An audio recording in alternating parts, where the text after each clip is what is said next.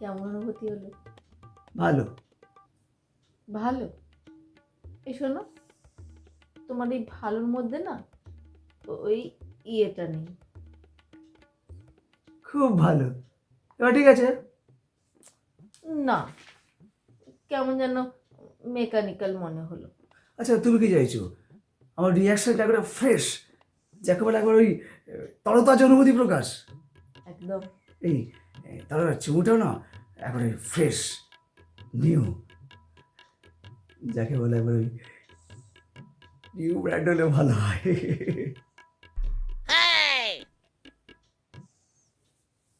Old is gold.